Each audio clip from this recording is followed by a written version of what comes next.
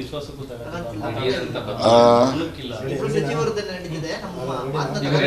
ನಂದೇನೋ ನಡೀತದಪ್ಪ, ಇನ್ನೊಬ್ರದ್ದು ನನಗೆ ಗೊತ್ತಿಲ್ಲ. ನಾನು ನಡೆಸೋನೆ, ಗೊತ್ತಾಯ್ತಾ? ನಾನೇನು ಯಾರನ್ನೇನು ಕೇಳೋದೇನಿಲ್ಲ. ನನಗೇನು ದೇವ್ರು ಸರಿ ಬುದ್ಧಿ ಕೊಡ್ತಾನೆ ಅದನ್ನು ನಾನು ಮಾಡೋನು ಅಲ್ವಾ? ಅಲ್ಲ ರೀ, ಒಬ್ಬ ದಲಿತರು ಅಧ್ಯಕ್ಷ ಆದರೆ ಇಷ್ಟೊಂದು ರಂಪ ಮಾಡ್ತಾರಲ್ಲ, ಇವ್ರಿಗೆ ದಲಿತರು ಒಟ್ಟು ಬೇಡವಾ ಇವ್ರಿಗೆಲ್ಲ? ಆಯ್ತಪ್ಪ, ಎಡಗೈ ಸಮುದಾಯದವ್ರಿಗೂ ಕೊಡ್ತಾರ, ಅವ್ರು ದಲಿತರಲ್ವಾ? ಸುಮ್ಮನೆ ಇವೆಲ್ಲ ರಾಜಕೀಯಕ್ಕೆ ಮಾತಾಡೋದೆಲ್ಲ ನಾನು ಇಷ್ಟಪಡೋದಿಲ್ಲ. ಯಾರಿಗೆ? ನನಗೆ ಅವ್ರಿಗೆ ಏನೈತೆ ನನಗೇನು ಗೊತ್ತು? ನನಗಂತೂ ಖುಷಿ ಇದೆ.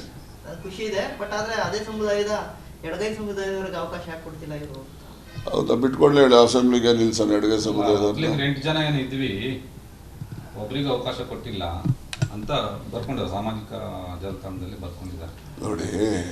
ಹಂಗಿದ್ಮೇಲೆ ಇಲ್ಲಿ ಸಿದ್ದರಾಮಯ್ಯನವ್ರು ಚೀಫ್ ಮಿನಿಸ್ಟರ್ ಆಗವ್ರಪ್ಪ. ಎಷ್ಟವ್ರೆ ಕುರುಬರು, ಒಕ್ಕಲಿಗರು ಎಷ್ಟವ್ರೆ, ಲಿಂಗಾಯತ ಎಷ್ಟವ್ರೆ, ಮತ್ತು ಯಾಕೆ ಮಾಡೋರು ಇವರು ಚೀಫ್ ಮಿನಿಸ್ಟರ್ನ? ಮತ್ತು ಹಂಗೆ ಮಾಡ್ಕೋಬೇಕಾಗಿದ್ದಲ್ಲ.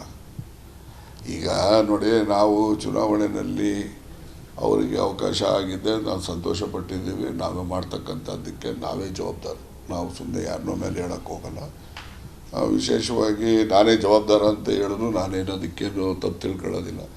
ಆದರೂ ಕೂಡ ಜಿಲ್ಲೆಯಲ್ಲಿ ಒಂದು ನಿರ್ಣಯ ಮಾಡುವಾಗ ನಾನು ಪರಮೇಶ್ ಇಬ್ಬರೇ ಮಾಡಲಿಕ್ಕೂ ಸಾಧ್ಯ ಇಲ್ಲ. ನಾನು ಡಾಕ್ಟರ್ ಪರಮೇಶು ಮುಖ್ಯಮಂತ್ರಿಗಳ ಜೊತೆ ಚರ್ಚೆ ಮಾಡಿ ಅಂತಿಮವಾಗಿ ಒಂದು ಅಭಿಪ್ರಾಯಕ್ಕೆ ಬಂದಿರ್ತೀವಿ, ಗೊತ್ತಾಯ್ತಾ?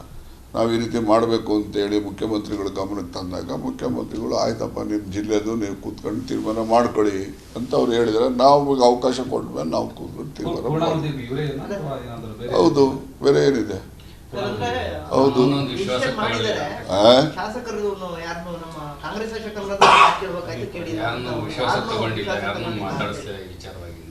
ಅವ್ರು ಹೇಳ್ತಾ ಇದ್ದಾರ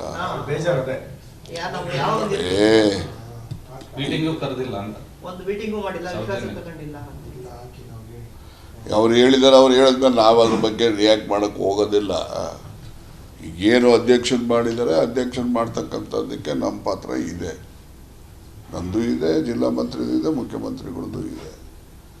MLAಗಳು ವಿಶ್ವಾಸಕ್ಕೆ ತಗೊಂಡೈತೋ ಬಿಟ್ಟೈತೋ ಅದನ್ನೆಲ್ಲ ಮುಂದೆ ಯಾವ ಥರ ತಗೊಂಡಿದ್ದೀವಿ, ಯಾವ ಥರ ಮಾತಾಡಿದ್ದೀವಿ ಎಲ್ಲರ ಮುಂದೆ ಹೇಳೋಕ್ಕಾಗೋದಿಲ್ಲ. ಅಲ್ಲಪ್ಪ, ಒಂದು ದಲಿತರವನಿಗೆ ಒಂದು ಜಿಲ್ಲಾ ಮಟ್ಟದಲ್ಲಿ ಒಂದು ಸ್ಥಾನಮಾನ ಕೊಟ್ಟರೆ ಅದನ್ನು ಆಕ್ಷೇಪಣೆ ಮಾಡ್ತಕ್ಕಂಥದ್ದು ಯಾರೇ ಒಬ್ಬ ಪ್ರಬುದ್ಧ ರಾಜಕಾರಣಿಗೆ ಅದು ಗೌರವ ತರೋದಿಲ್ಲ. ಅಲ್ಲ, ಅವರು ದಲಿತರು ಅನ್ನೋ ಪ್ರಶ್ನೆ ಇರ್ತಲ್ಲ ಸರ್. ನಾಮಿನಿ ಆದವರಿಗೆ ಏಕಾಏಕಿ ಕೊಟ್ಟರಲ್ಲ, ಹಾಗಾದ್ರೆ ಎಲೆಕ್ಷನ್ ಯಾಕೆ ಮಾಡಬೇಕಾಗಿತ್ತು ಅನ್ನೋ. ಷಡಕ್ಷರಿಗೆ ಲ್ಯಾಂಡ್ ಬ್ಯಾಂಕ್ ಅಧ್ಯಕ್ಷನ್ ಮಾಡೋರಲ್ಲ, ಅವಾಗ ಯಾಕೆ ಇವ್ರು ನಾಮಿನಿ ಮಾಡಿ ಯಾಕೆ ಮಾಡ್ತೀರಂತ ಯಾರು ಪ್ರಶ್ನೆ ಮಾಡಲಿಲ್ಲ. ಆಗ ದಲಿತರಿಗೊಂದು ನ್ಯಾಯ, ಇನ್ನೊಂದು ಮುಂದುವರೆದ ಜಾತಿಯವ್ರಿಗೊಂದು ನ್ಯಾಯ ಇರ್ತದ. ಷಡಕ್ಷರಿ ಯಾರಪ್ಪ ಅಧ್ಯಕ್ಷರಾಗಿದ್ದಾರಲ್ಲ, ಯಾರು ಅವರೇನು ನಾಮಿನಿ ಅಲ್ವಾ? ರಾಜ್ಯ ಮಟ್ಟದಲ್ಲಿ ಒಬ್ಬ ನಾಮಿನಿ ಸದಸ್ಯನ ಅಧ್ಯಕ್ಷನ್ ಮಾಡ್ಬೋದು, ಜಿಲ್ಲಾ ಮಟ್ಟದಲ್ಲಿ ನಾಮಿನಿ ಸದಸ್ಯನ ಮಾಡಿ ಒಬ್ಬ ದಲಿತರನ್ನು ಅಧ್ಯಕ್ಷನ್ ಮಾಡಿದ್ರೆ ಅದಕ್ಕೆ ಆಕ್ಷೇಪಣೆ ಯಾಕೆ ಅಂತ.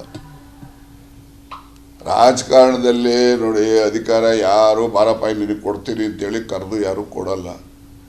ಇರೋವನು ಉಳಿಸ್ಕೊಳ್ಳೋಕೆ ಪ್ರಯತ್ನ ಮಾಡ್ತಾನೆ, ಇಲ್ಲದೆ ಇದ್ದವನು ಇರೋವನಂತ ಕಿತ್ಕೊಳ್ಳೋಕೆ ಪ್ರಯತ್ನ ಮಾಡ್ತಾನೆ. ಅದಕ್ಕೆ ಸಂಘರ್ಷ ಅನ್ನೋದು.